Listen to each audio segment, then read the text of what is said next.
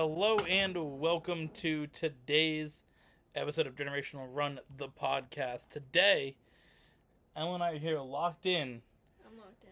for episode number 53. Now, normally we don't do episode numbers, but the 53rd podcast is special because that means it's the 1 year anniversary of this series beginning. 1 year ago, Jonathan and I sat down and talked about the Paris Olympics and all that went along with that because it was the very end of the Paris Olympics. So we had the debut of that series here with that topic.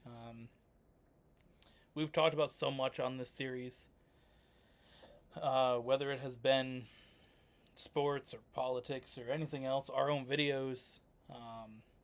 We've had some fun things just talking about what we've done, especially Emma and I, things we've done the last year. It's been very cool.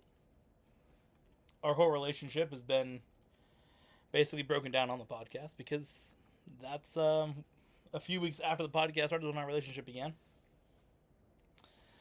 Because pretty much around the first day of doing the podcast was when we had first talked at work, because it was around the 17th, 18th, something like that. Yeah, I think so. That we had first had our conversation at work. So that obviously led to our relationship not long after that. So let's dive into it. We're going to do a normal episode, and then we will talk a little bit more about the podcast in general.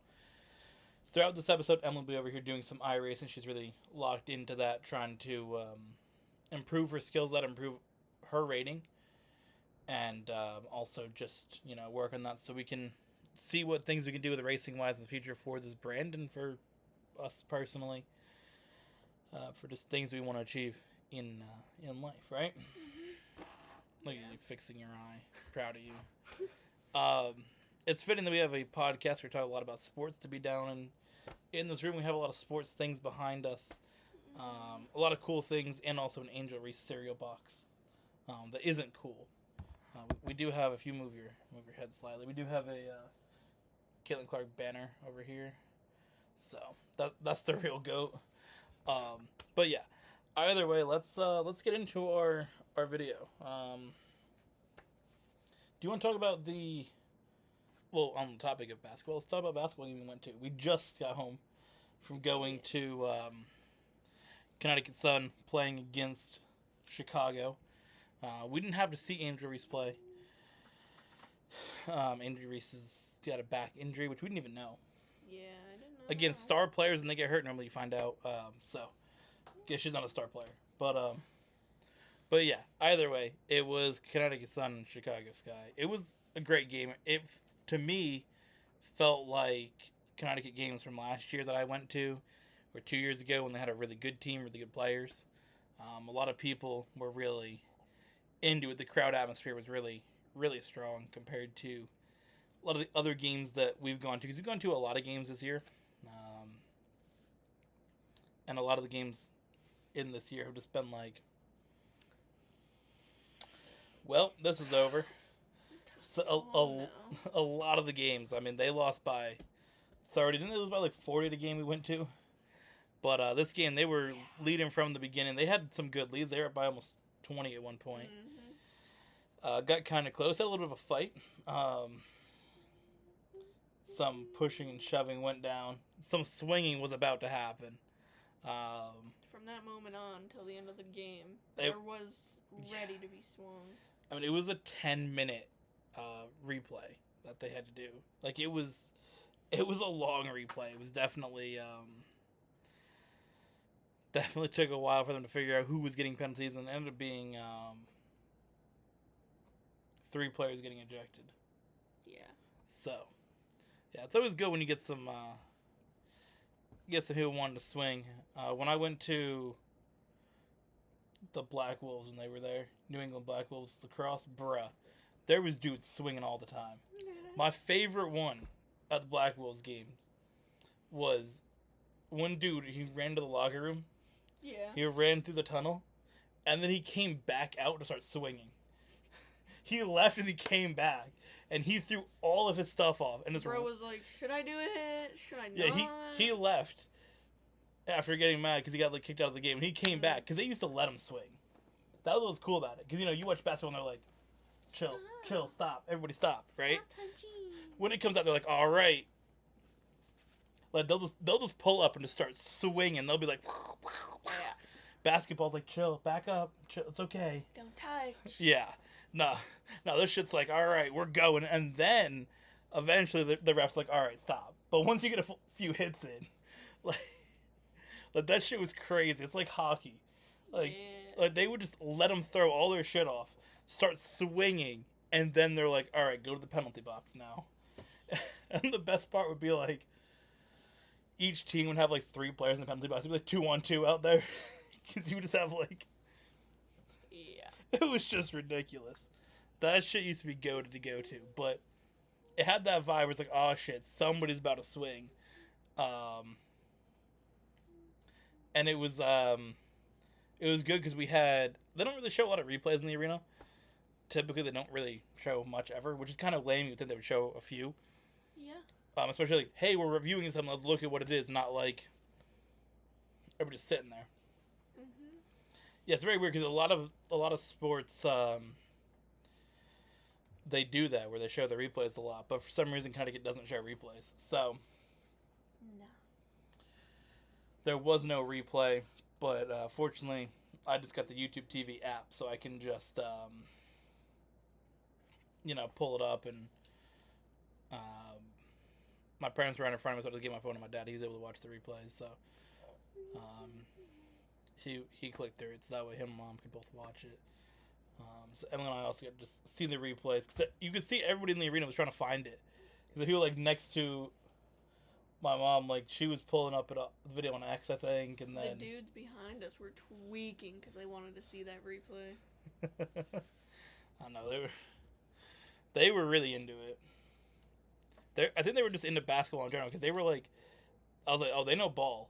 You know when you see like those posts like they knew it because they're out here like referencing like a bunch of NBA players. Like okay, like I got you. Most of them wore Celtics jerseys. I know, so they're definitely into it. Yeah. Something back there's like looking like Derrick Rose. I was like, oh okay, we're referencing Derrick Rose. I see. Yep. Derrick Rose is a good like early 2010s. He was, I think, MVP in 2011. And then he got hurt, so he never really got his full potential. Damn. But yeah, he was really good. He played in Chicago. He would have been like... He would have been big time in Chicago. And to be big in Chicago is hard, obviously. Follow up Michael Jordan. But... Yeah.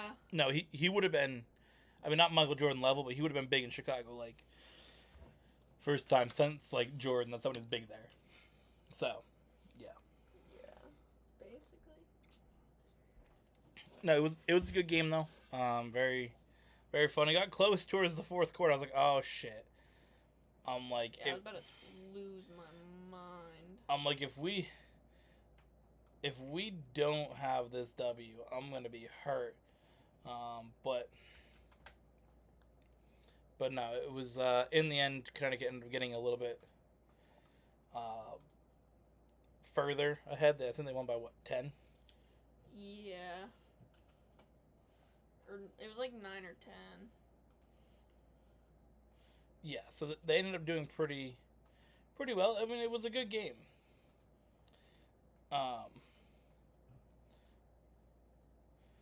Yeah, no, I thought it was good.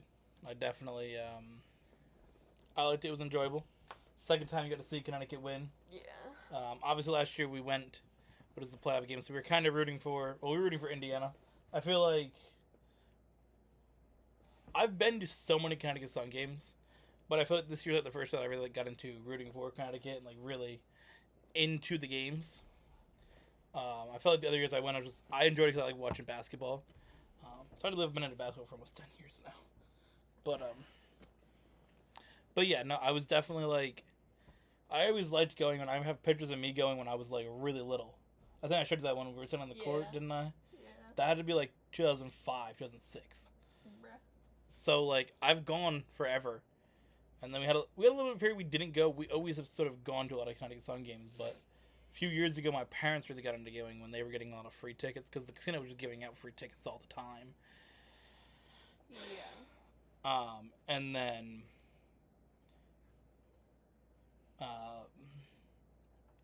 I think this year really got into it more.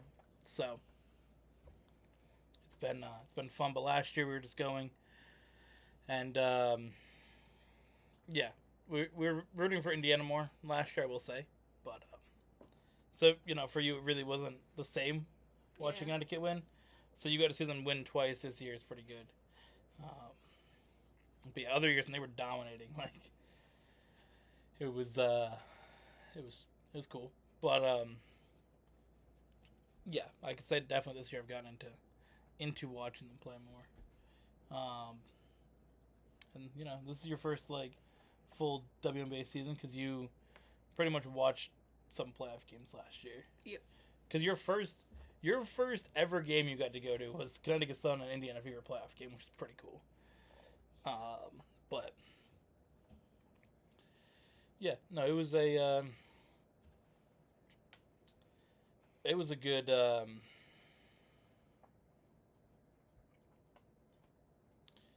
good one, for sure. Other things to talk about, we have some racing to talk about. Mm-hmm. Now I know this video is going out after the truck race at Richmond, but typically these videos go out after the truck race or whatever Saturday race happens. So we're obviously not going to talk about that because it hasn't happened at the time of recording. But we can talk about Watkins Glen on the previous week. There really wasn't anything that happened that was major in any of the series. So yeah, I think we can move on. Do you have anything to say? The Xfinity race will be the main subject of this video. Where do we start? Do you want me to start? Yes. I think we should. First, and this is the one that I've been memeing to you all week. I see the eye roll at me. Your guy. Your favorite driver. Mm-hmm. Connor Zilisch. Yeah. Crashed SVG from the lead. Wow. Well, we got to talk about it. Obviously, you and I have discussed it. So most of the reaction was just whatever. I do feel that Jamie McMurray, his commentary is a bit wild. I've never liked his commentary. Unless people are like, oh, he's really good. I've thought it's kind of trash. I don't obviously think Connor Zilisch crashed SVG intentionally. I know somebody commented on X, which is ridiculous. I think it's one of the things that when you have the young drivers, they do make mistakes. There's a damn rookie. He's aggressive. He does make some mistakes. Last few races he's made some errors. And I think the incident that he caused where he absolutely destroyed SVG, that was a crazy crash. SVG's car went halfway in the air, or halfway on its side. I think all four wheels did come off the ground for a second. Yeah, that's what they said. I think it's one of those things that, those are things you learn as you're racing as you go along. That's racing. All the drivers make those mistakes. I don't think it was intentional. I think that Zilisch was in a spot where you have to race a little smarter because he could have easily taken himself out of that race with that crash. Any harder contact and that the front of that car is on the tires. The front fenders are going to be crushed in, and he has to come in and pit, and probably doesn't win the race. So I think you have to race a little smarter with that. But he went wide and came back on the track and did hit SVG and take him out. Now, I think that, again, you have to, in that situation, you're not on the track because, again, there's a whole discussion of track limits at Watkins Glen, which I feel like isn't really an issue. If it's paved, drivers are going to go there. I don't want it to be like F1 style rules where you cross over a white line and we are judging how many times you go over a white line and all that bullshit. That's obnoxious. Again, maybe there's a solution. Maybe bring the gravel traps a little closer, like it used to be. He had a split second to think of what he was trying to do. Yeah. I was in a few comments on X during the week about track limits, and a lot of discussion was, people had ideas of putting a strip of grass, like some of the tracks have around the world. You could do that, put a little strip of gravel, something that keeps the drivers in the track limits without having to say, here's track limits, but you also get the benefits of not having grass, because it's harder to slow your car down on grass than it is on pavement, because the car wants to slide more, so you get bigger crashes. So I get why it's paved, but it also creates issues where drivers are going off the track. Turn 1, I don't really care. I think that's a non-issue. Again, I think where Zilisch went way off the track, you had to be mindful that there's somebody there and you're coming back on the track. And he was far enough behind that I don't think he didn't see SVG there. He was far enough to the side. So I think coming on the track like that, you got to give room. If you're going off the track, you have to give room to the cars on the track first. I think Jamie McMurray's commentary of saying SVG should give him room, I think that's the dumbest part that I heard of all the commentary. I think that SVG was driving where he's supposed to be.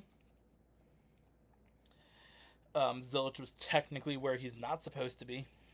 I think it's on Zilisch on that. I think it's pretty much a non-issue overall. I think it comes down to more the drivers that are the younger drivers made those mistakes, and you get those. But again, I think in that situation you got to be just a little bit smarter on that move. But yeah, what do you got to say on that one? Because I know I've memed it all week to you, but what do you have to say genuinely about it?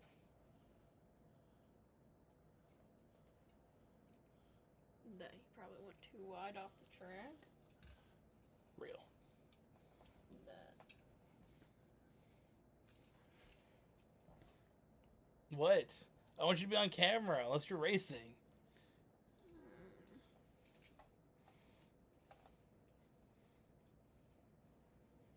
I think it's hard when you're a young driver and you have that, like, 0.5 of a second to think about your next move. That it's harder.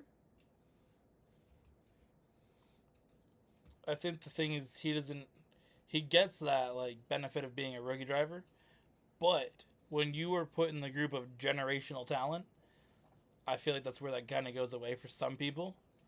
That if you're supposed to be the generational talent all-time great, like you're put in that category that you're going to be that, I feel like you don't get the same benefit as like if you're just a young driver making those moves. Like Carson Oswald does it, people be like, okay, nobody put him as a generational talent. He's just a good young driver. Yeah. Zilisch is seen as like he could be an all-time great when his career's over. Yeah. So I think you don't get that same benefit. Yeah. But it seemed like people didn't really.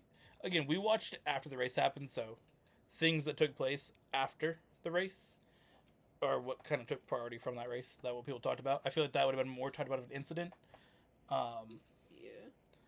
But yeah, the second incident, which I thought was a big one, that everybody was tweaking about. Big one. Everybody was tweaking about, and is a bigger topic to talk about, is Austin Hill delusion. Why don't you explain this one? It was that long straight, right? Yes, after the carousel turn. They call that the downhill, like, big turn. They call it the carousel. Yeah. After the bus stop.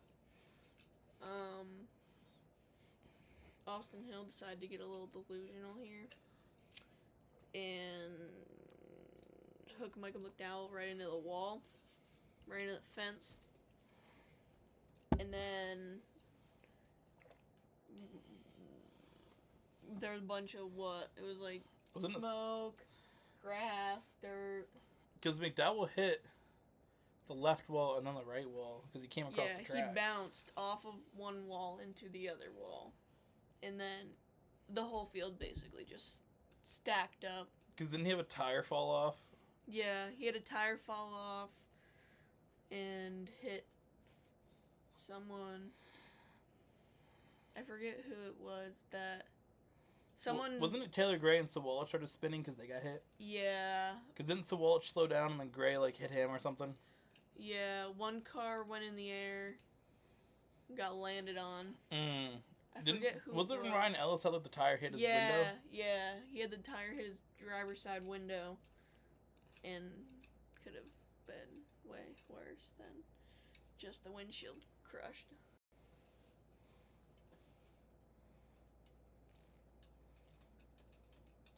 I'm surprised, though, that he didn't get penalized from that. He should have. I don't know how NASCAR would have said, nah, that's not intentional. We're good. Because I felt like yes, they were both off the track, right? He turned before he needed to. Right, because the track, the barriers, and where the grass starts, because it was, again, outside of the paved section, so that is where it comes into the should we have track limits. They were both outside of it. But naturally, you're going to go back onto the track. And to just turn before that and hook someone, it felt intentional. I thought for sure he was going to get a penalty. And I honestly have no idea how he didn't. He sure got memed. Oh, he got memed so hard. My favorite one is the picture of Broccoli that said retweet to scare Austin Hill. Yeah, I like that one. That one's good. There was so much clowning on him, as he deserved. And I think, again, it comes to those situations where it depends on the driver who it is. Right? Like, my example of a young driver, depending on how talented they are, you get different, thoughts about how you're going to race. Yeah. Right? Again, like I said, Zilisch, when he crashes someone or makes a mistake, you're like, bruh, come on. Like, you're supposed to be all-time great, or you're considered that you're going to be all-time great in the future. Austin Hill has the opposite, where he's someone who has a history of being delusional. Being the worst driver on the damn track. And crashing into everybody and causing all these problems. Like, I saw one post that said, like, this is why Austin Hill's almost starting and doesn't have any cup opportunities. Which makes sense. Mm-hmm. Right? If you're someone who's good, for the most part, drivers in Xfinity, if you're good, somebody wants you in cup. Not one person's like, damn, we need Austin Hill on our team. Like, he goes out and wins the Super Speedway races, but he's not really good anywhere else. He doesn't get the benefit when he does something like that people are going to think, nah, that wasn't intentional. Because there's a history of him intentionally crashing people and having issues. When you're coming off of being suspended the week before, it's hard to sit there and say, nah, I didn't crash somebody intentionally. No, I didn't do it. When you literally are coming off of being suspended for intentionally crashing someone. Yeah. And your response is the same thing as it was the week before. Like, that's where it becomes like, you might have done it. I'm really surprised he didn't get penalized for it. Yep. I was sitting there waiting for that Tuesday penalty report to drop and say, I was waiting. Austin Hill penalized for life, like, banned from the sport of NASCAR. Like, yeah, I don't know. Does he have any fans? I seen one on X. Somebody has an Austin Hill Stan account. You know, like all the fan accounts of like. Yeah. Yeah, there's an Austin Hill one apparently. I did see it. Don't ask me why there's an Austin Hill fan account, but somebody made one. If you're running an Austin Hill fan account, rethink your life. Mm-hmm. He's the last driver to have a fan account. Why don't you summarize the end of the race for us? It's your driver. Your guy that likes to tumble around. Tell us about your favorite NASCAR driver. Your all-time GOAT. Well, he won. He did. Again. Uh-huh. Second year in a row. Uh-huh.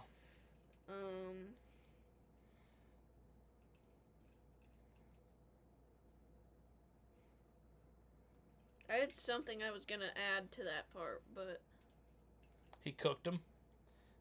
He was like, wasn't he like 7 seconds ahead? Or? He did cook. The only competition he had was SVG, and even then, SVG's car wasn't great. Like, I think when SVG did get crashed by Zilisch, and that's the other part that was frustrating about that. I think it's he would have passed him at the next lap. He just had to be more patient.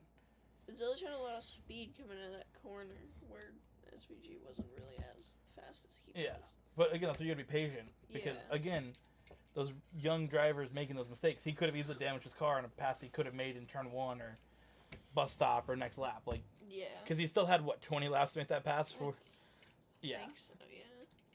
All right, so he won the race, and then he went and celebrated with his team, right? Yeah, went to victory lane. And they all got out, and he just, went and took a picture with everybody, right? Their normal celebrations, that would happen? No. Okay, what happened? Zilisch slipped and fell off of his window net, and right onto his neck and left shoulder. I was really surprised that his ankle or leg wasn't broken either, because his leg got, like, his foot was stuck in the window when he was falling. Luckily, medics were literally right there after he fell. The other thing is that, fortunately, he didn't get stuck in the car.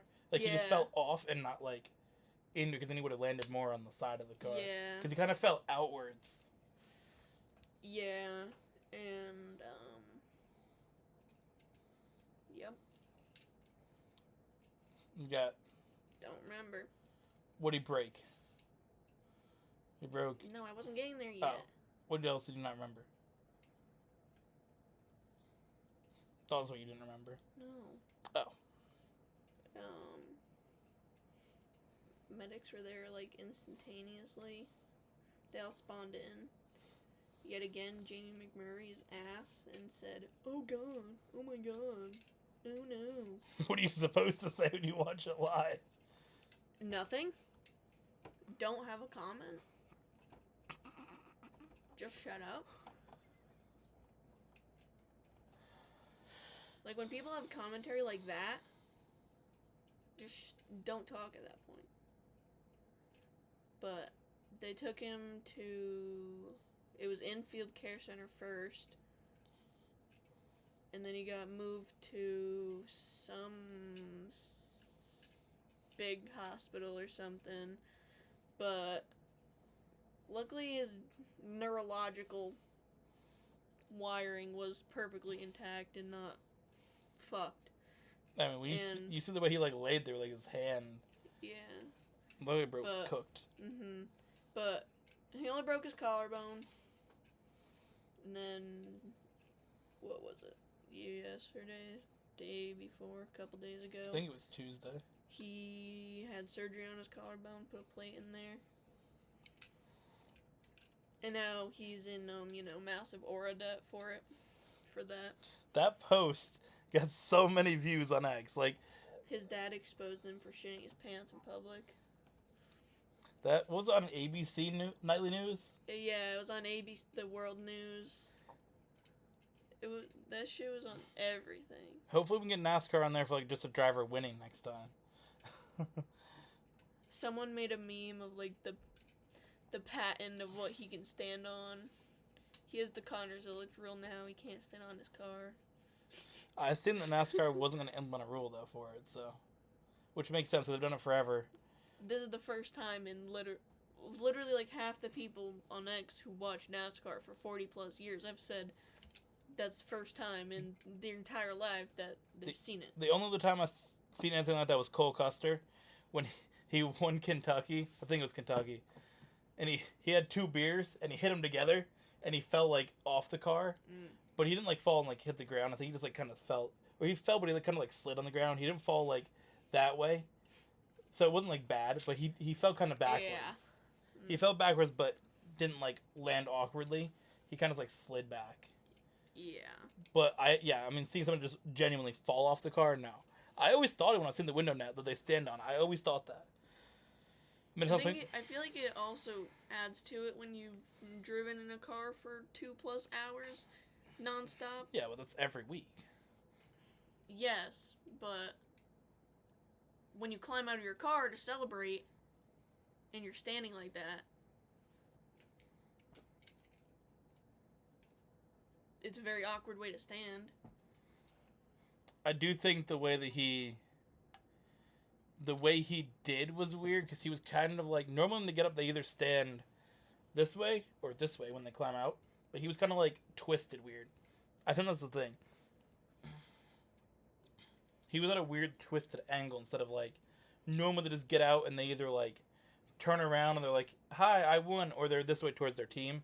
Yeah. But he was kind of like mid twisting, and I think also standing in a window net, which he said it was when his team was like spraying water everywhere. Yeah. Yeah, again, when you get that on there, I don't know. I think that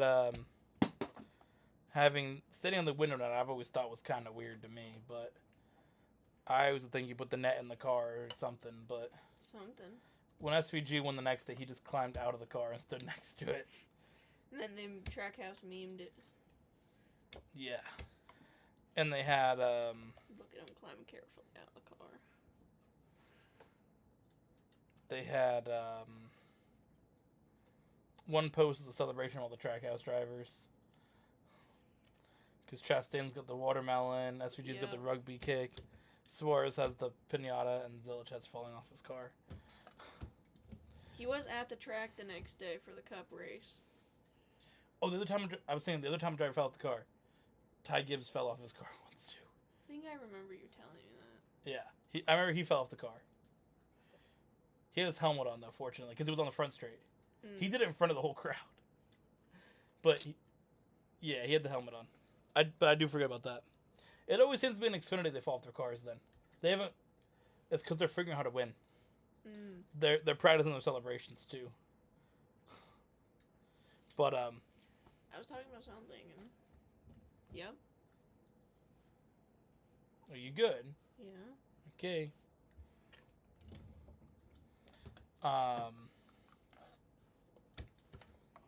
Yeah. No, it's definitely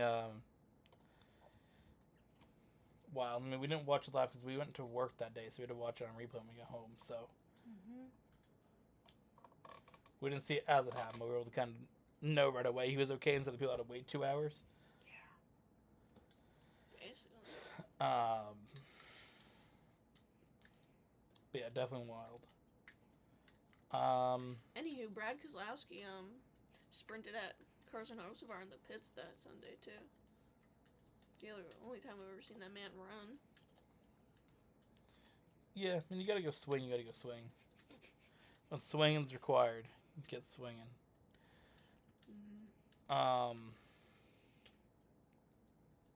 Yeah. And there's a good ad from the racing. I like Watkins Glen. Real.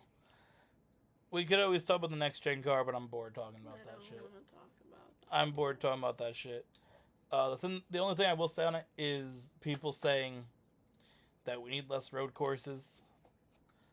The insiders that we have that do their own podcasts. You have like Jeff Gluck and Jordan Bianchi talking about, we need to have less road courses because SVG is winning. Okay, so is every other driver who's Like, typically good at a road course? Like, do we really need to get rid of a track because one driver dominates and because the car is shit? Like, no. And somebody commented, like, do we need to get rid of super speedways when, like, Earnhardt's were dominating, like Dale Earnhardt and Dale Jr. Like speedways when Austin Hill wins every goddamn time. But again, that's an example. But again, if you go back to 90s and 2000s, like Dale Earnhardt and Dale Jr. dominated on super speedways. Like it went from Dale Earnhardt to Dale Jr. Like literally. No pause. No, because Dale Jr. won Talladega 4 times in a row. Like it's one of those things. Like I think Dale Earnhardt won. It was either the Clash or like the Duels or something. He won 10 years in a row. Like, it just happens. A driver knows how to do a track well. Like, okay. Yeah. Like, Dale Earnhardt has 10 wins at Talladega. Was it ever like, we should get rid of Talladega because Dale Earnhardt's winning too much? No. And again, like you said, Austin Hill's winning. He wins Daytona, Talladega, and Atlanta almost every goddamn time they go to those tracks. Like, it just happens. He's definitely plotting for who's next being taken out at Daytona, who he's hooking into the wall. Probably. But again, that's the thing. You have a driver that dominates at a track.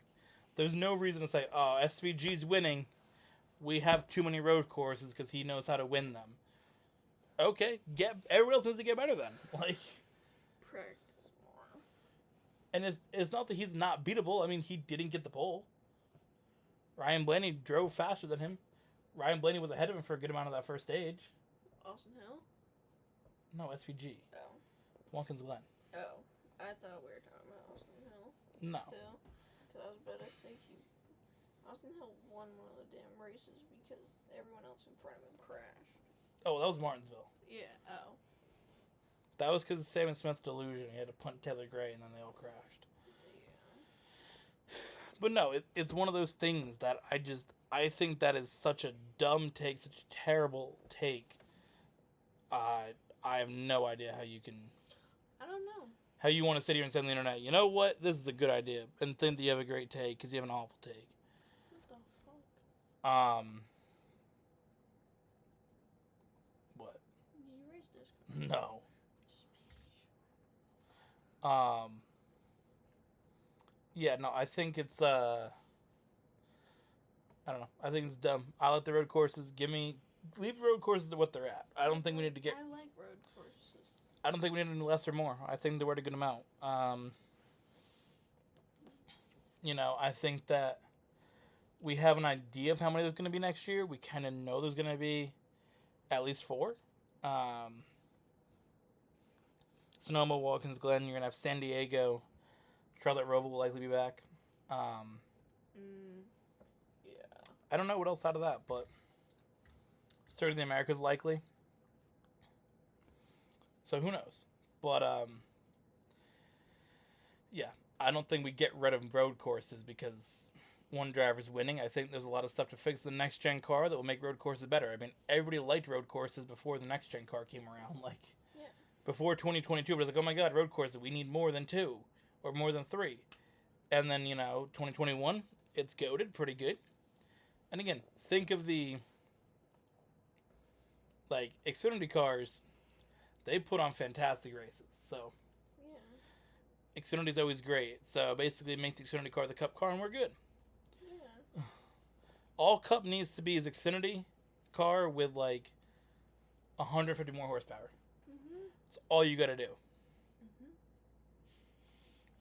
So, that's my thought. All right. We normally have a political segment. There's nothing that I really got to add for politics this week. I'll do my normal weekly subject. Gavin Newsom's a bum. Trump 2028. Real. I agree. All right. Videos from this week. Let's look at the comments on YouTube. We go to the YouTube Studio app here. And from This Turn is Evil,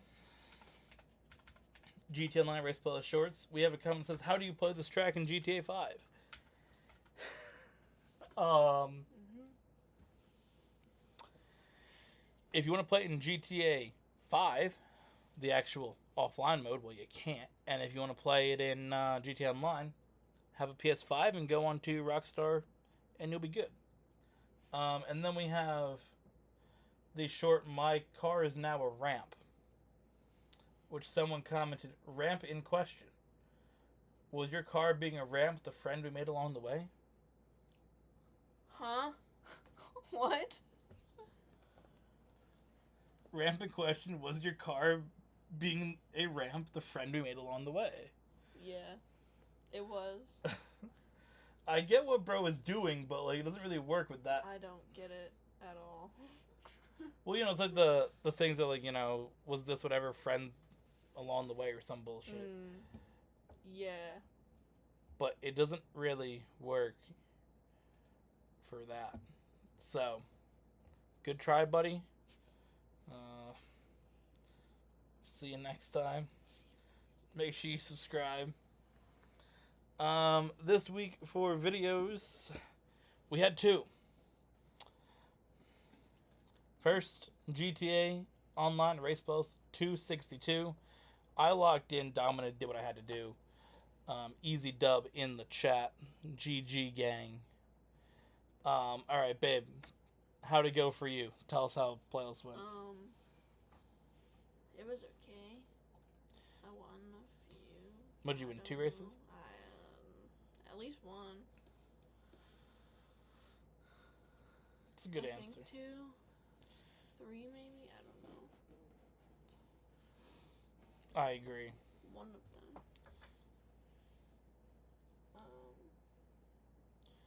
Real. Hit win. There was some diabolical crashes in there for sure. Wen had a few moments. It was Wan's fault. It was Wan's fault. Hashtag blame Wan. Mm-hmm. Let's get that going in the chat. Get that merch. Get that merch. Isn't that that's a shirt, right? Yeah. Speaking of merch, epiccw.net, we do have a few more weeks here of August, so we have a few more merch drops coming for you guys before the end of our merch summer. We've had new merchandise every Friday in June, July, and August, so get a few more cool things coming out. You gotta check it out on epiccw.net/epiccw.net-shop. It's epiccw.net/epiccw-shop. I don't care. You do, though, because you just tried. I did, and you should be proud of me that I tried, and You know, I'm so proud of you that you tried. Yeah. Mm-hmm. That sounded sincere. I'm proud of you that you tried. Oh wow, thank you. You're putting an effort to remember the entire link so we can just show that to people whenever. Mm-hmm. I agree. Basically. All right. Next up, you crashed out in Pokemon. We did our first week of our Pokemon Showdown, and as expected, Wen beat both of us. Wen has a very... He needs to get a better hobby than that. What, being good at Pokemon Showdown? He needs to find a better hobby. I mean, we know one game he's good at. So you should be proud of Wen. No, Wen's always been really good at competitive Pokemon forever. Him and I would play through Pokemon games together. I've talked about us playing through Sun and Moon before. X and Y, I think we did a little bit. Black and White, a little bit. But we've always played a lot of Pokemon together throughout the years. And whenever we did a playthrough in the actual game of just, let's test our teams, I always beat him every time. But when it comes to actually, competitive battling, he knows how to build a team, what Pokemon are good for competitive racing, and he's good at it for whatever reason. It's something he knows how to do well. So, how'd your battles with Wan go?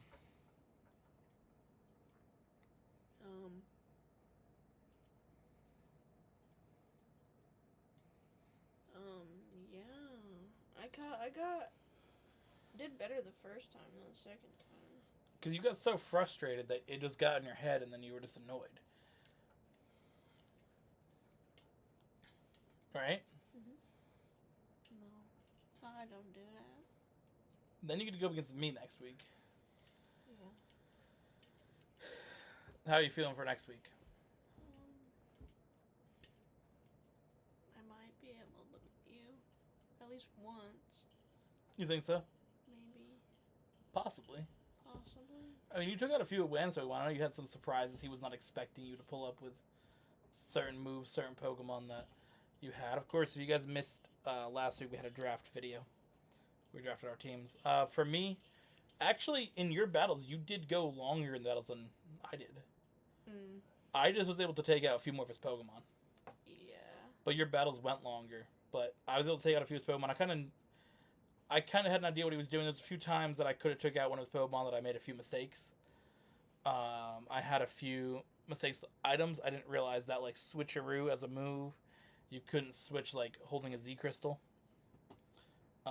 So I was trying to do that to really just fuck up Wen and give him a useless item. But I think going, with Switcheroo next time, now I know, okay, if I use Ambipom with Switcheroo, put something else that will do something. I want to see what items can't be switcherooed. So, there's things that I'm learning, Emily's learning. Mm-hmm. As long as you take stuff from your battles and learn, you'll be good. And on the subject of Pokemon, we have each added 3 new Pokemon. We're going to do an expansion draft video, but we just thought kind of in the moment, after the first battles, Emily and I we need to do a little bit more. And we also have an option to do more free agency moves, so you can add 1 more free agent Pokemon. Mm-hmm. So, you have added for your favorite anime character Pokemon, because we added that as a slot. For categories, we have mascot, starter, pseudo, legendary.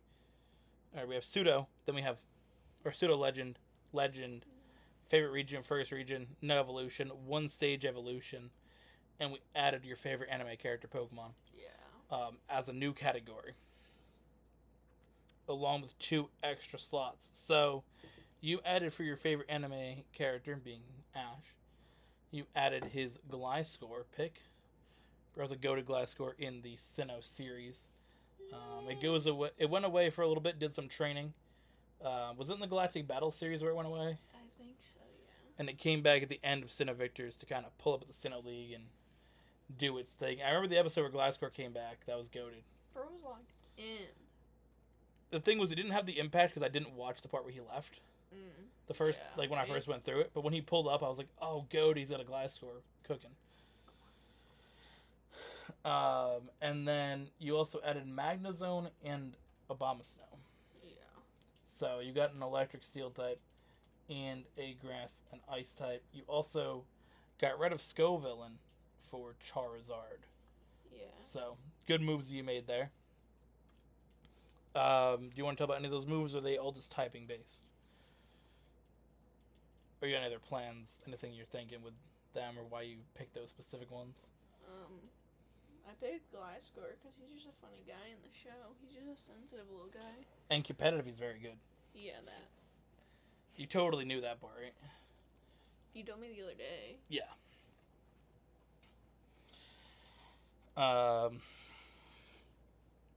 And the other 2 picks, any reason for those, or just purely typing? I like Snover from the show. Yeah. That wild Snover they encountered. Mm-hmm. And he's just a funny guy. And I think Abomasnow's a little better with competitive. That's what the interweb told me. That is better with competitive. Yeah. Alright, and then your Magnezone pick? Bro's just typing wise. Real.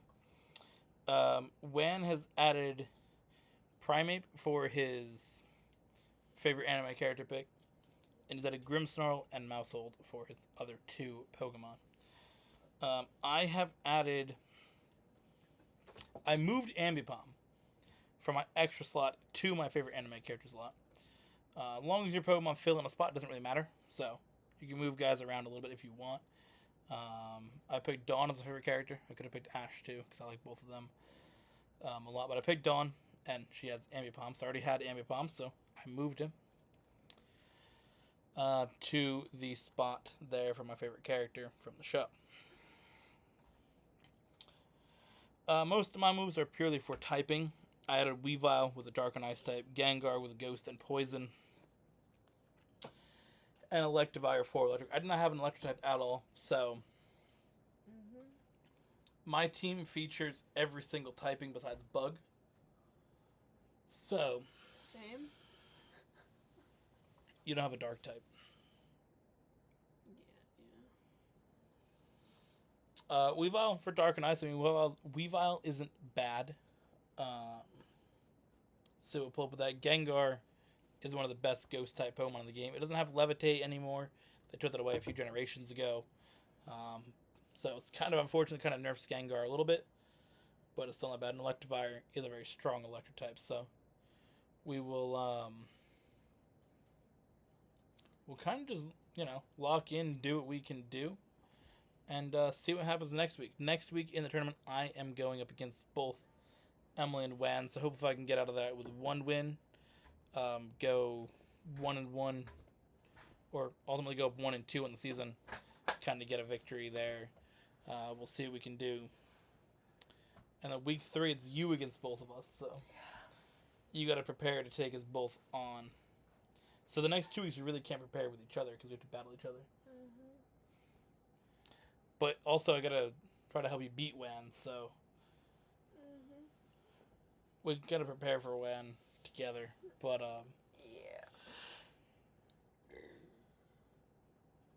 But yeah, so that is that. Those are our teams. So we made those moves. So a little bit of reflection on the podcast in general.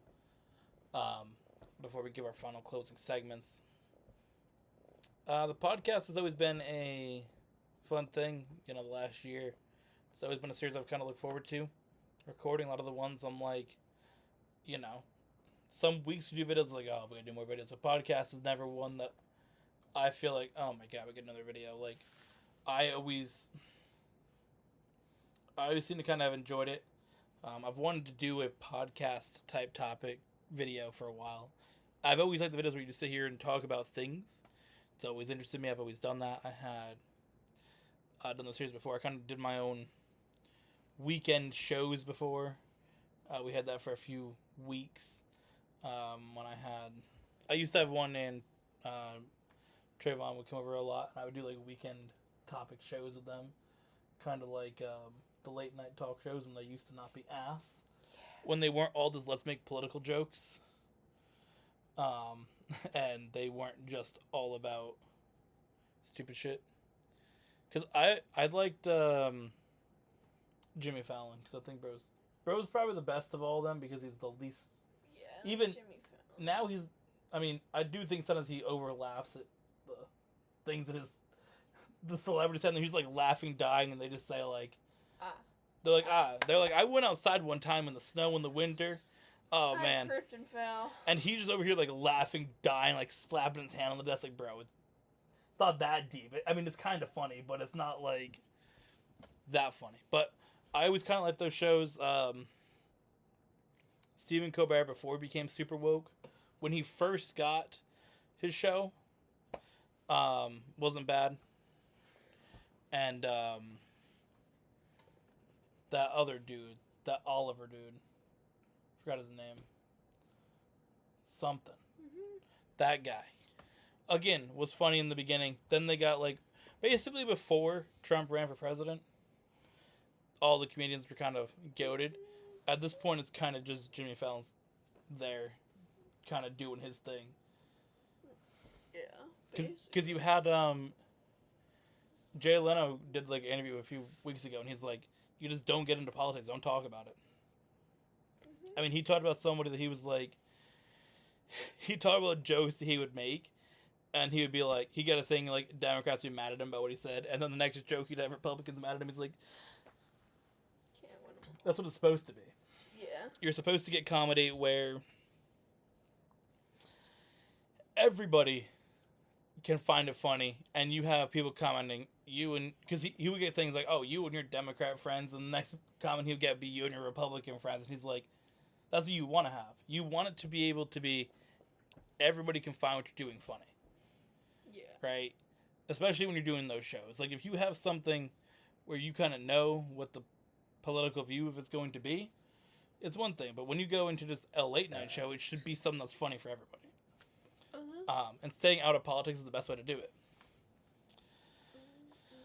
Again, on this channel and this brand, we have made our political views on things, well stated.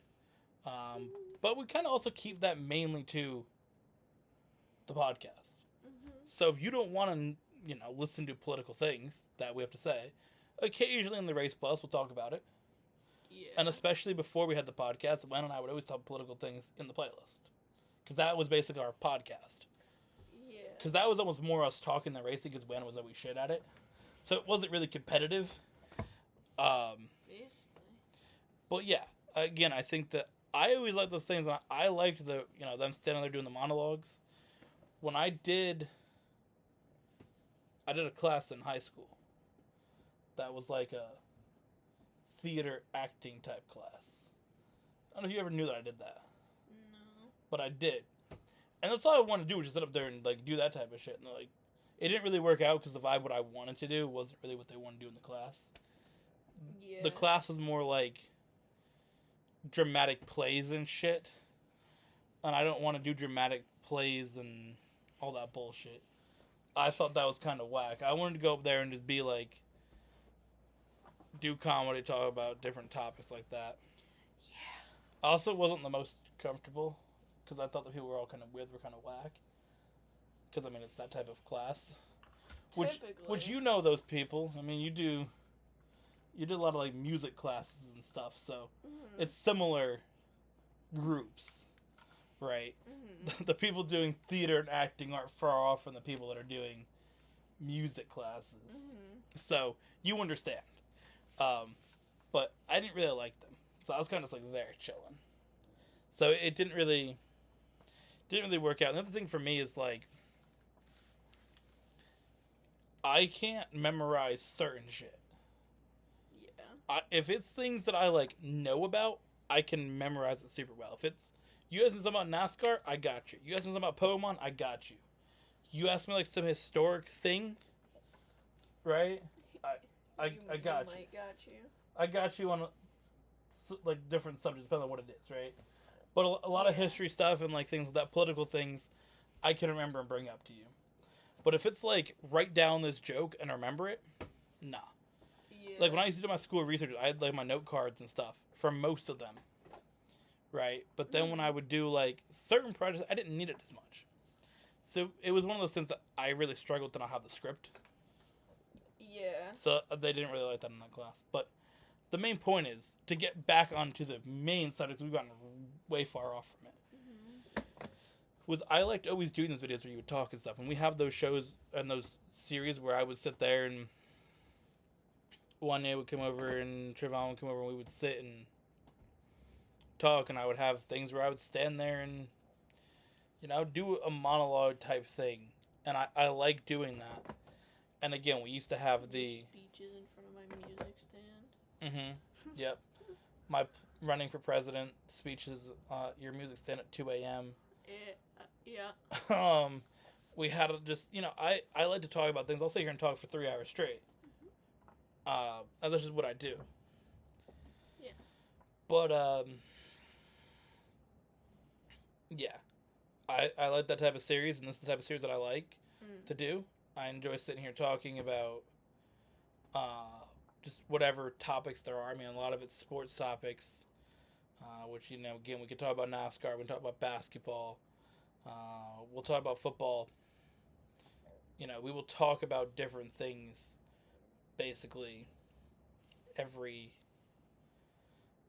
week on the series. So I enjoy it in a spot that, you know, Emily could talk about whatever she wants to talk about if there's a topic that you're interested in.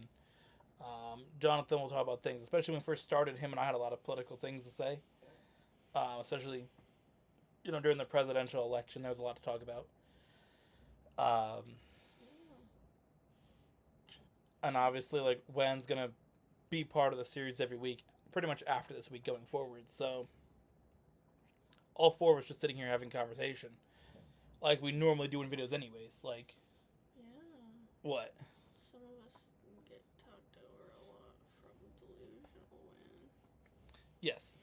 We'll ignore that, though. That doesn't happen when the podcast is bad as, like, racing. I feel. Does it? You don't talk in the podcast half the time. You just sit there. Talked this week. Talked the week before. That's not the point, babe.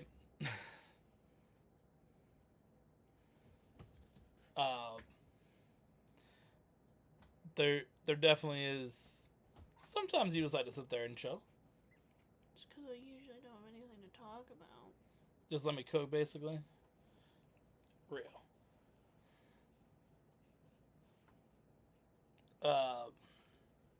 But yeah, so the podcast has been fun. It's something I want to do for a while. Wen didn't want to do a podcast with me. He denies that. He's lame. But I do. There's a reason I started doing the podcast with Jonathan once he joined the content full time. And when I didn't have a specific podcast like this type more recently. We have an old one from like years ago that we called our podcast, and the series was called Podcast.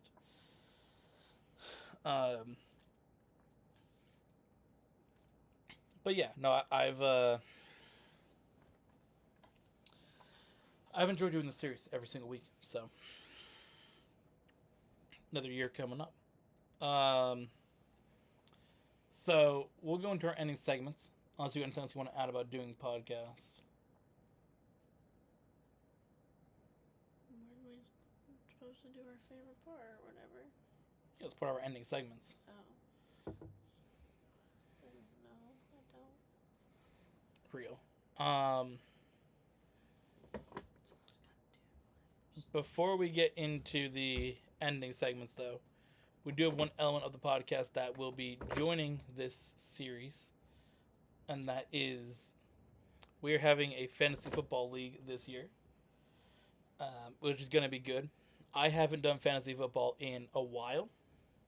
We have a lot of good competition in it, though. It's going to be fun. I haven't done it in a few years. My dad's in it. He hasn't done fantasy football in a while. My brother hasn't done it in a while, and he got asked basically back-to-back days, do you want to do it? Jonathan's doing it. We have Wen doing it. He's never done fantasy football ever. Emily's doing it. She's never done fantasy football before. And then we have Jonathan's brother, who's super locked into football and is like, his existence is football. So, he knows all the stuff. I guess he's in like a bunch of leagues. And then we have one dude from work, Nick. He's a interesting guy. A midget. He's quite short, so we call him a midget. So, he'll probably get referenced as, the midget here or there. The viewers probably already knew that. I don't know if they did. I don't think we ever said his name because we don't typically say people's names like that from work. I think I probably did once. You probably did. We typically try not to. Yeah. But he's part of like the group at work because basically me, Jonathan, Emily, and then him. Basically, we're all the ones that like get hate as a group. So he's like part of our group, but not part of the brand because he's delusional. Thank you for pushing me into the fucking wall. So yeah, that's the league. So we got 8 teams. Normally it's good to do like a 10 to 12 team league, but doing 8 is a good start, especially seeing how it goes when we have some people who have never done fantasy football. That should be interesting. Again, 3 of our people have never done it. And the reason that this is kind of like part of the podcast is because every week we'll discuss it, and we're also going to have a video in a few days of our draft, because the draft is actually a day after this video goes out. So we'll talk about our draft there, and we'll see who everybody gets. So, Are we talking with everybody? No. It's just a video of me drafting my team. That's like its own separate video. But, because I don't even know if everybody's going to be there. I don't know. But when we do the podcast every week, we'll have breakdown of my matchup, and we'll break down a little bit of her matchup, who she's got playing, that type of thing. We'll have Wen attempt to talk about football, and Jonathan will talk about his team when he's back, which will be before the football season begins. So we'll have that. So yeah, I'm excited for it. League's all set up. We'll have our draft, and then we'll go from there with talking about it in the podcast. So we now have to lead to our ending segments, which we will get to that in a second with Emily's fact of the week when she does her final iRacing qualifying lap here. See how she does. She did pretty well in iRacing. We've kind of got to the conclusion that she'll be our iRacing driver. And we kind of, as a brand, are going to choose a direction that we want to take racing, whether it's working on her racing competitively in iRacing or going into real life racing. It's a route that we definitely have an interest in taking with the Epiccw brand in general. So we'll figure it out. Alright, what is your fact of the week?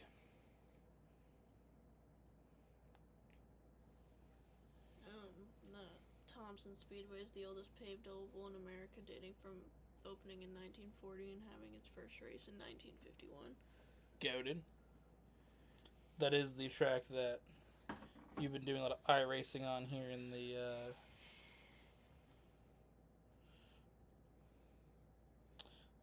past few days. So let's go to Song of the Week. I do have ones from Jonathan here, because what he sent me. Let me see if I can find where it's at. Alright.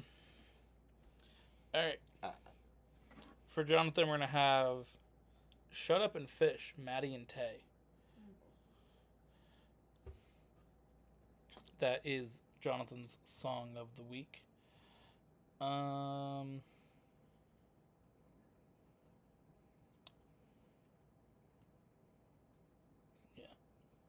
That's fine. And what is your song of the week, babe? Bottle Rockets, Feet Hootie and the Blowfish by Scotty McCreery. Real. It's that one song that became popular right after I started listening to it. Real. Mm-hmm. That's how I feel with like listening to like Zach Top. Mm-hmm. I seen this stuff on like Instagram, and then like 3 weeks later, I was like, "This dude's goated." Yep.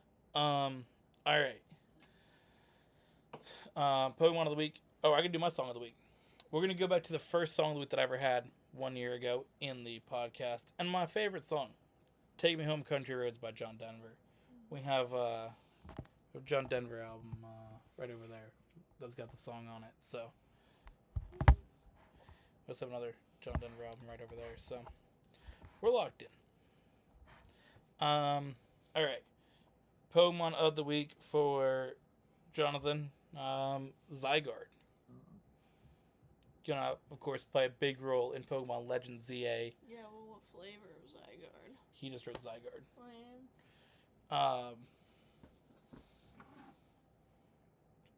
So yeah, Zygarde for him. All right. And your Pokemon of the week? Chimchar. Chimchar locked in. All right, and my Pokemon of the week. Let's go with Sirfetch'd. I don't believe I picked him yet. I don't know. Well, I'm picking Sirfetch'd either way. And now we have our extra segment, bonus segment. We're not doing the Fortnite skins anymore. We're kind of over that. The extra segment is your favorite moment from the first year of the podcast. What is your favorite moment, babe? That one when we got our Minecraft creeper fridge. Minecraft creeper fridge video. And other things that Puppy's going to talk about it. What else did you get with your Minecraft fridge, babe? Real. I agree. I don't know what else I got. We got a Minecraft refrigerator and some other items. So go watch that video. For me, there's a lot of moments that I like to kind of highlight. But first, I had Jonathan pick one, and he told me initially, because he didn't fully read the message, he thought just his favorite moment from all of our videos since he started doing content, which was him and I doing Farming Simulator, where he had the truck way overloaded with items in the back, and somehow it was just spinning around. And he came up to me so confident at work. He's like, "I thought of your question." I was like, "What question? What are you talking about?" I forgot that I messaged him. And then he's like, "My favorite moment." He got into it, and I was like, "That's great. But I asked for the podcast." And he's like, "Oh." Okay. Why did everyone just do that? He's like, "Now I got to think about it." So he messaged me, and he said the first in-person episode that we did.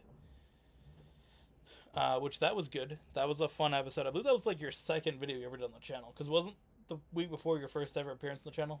Yeah, because it was when I cut your hair. Yeah, that one was wild. That was a good episode. That was good. For me,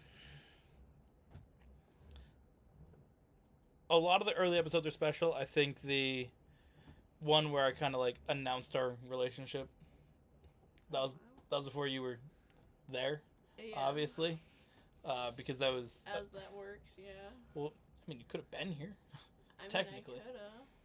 So, yeah, you weren't in that episode yet, but announce it... Oh, my God. I can't Yeah, so announcing our relationship is special. That in-person episode was special. That was, the in-person episode was the day after our engagement day. Mm-hmm. And then we semi-told Jonathan during the video. Without really telling him. Then we told him after.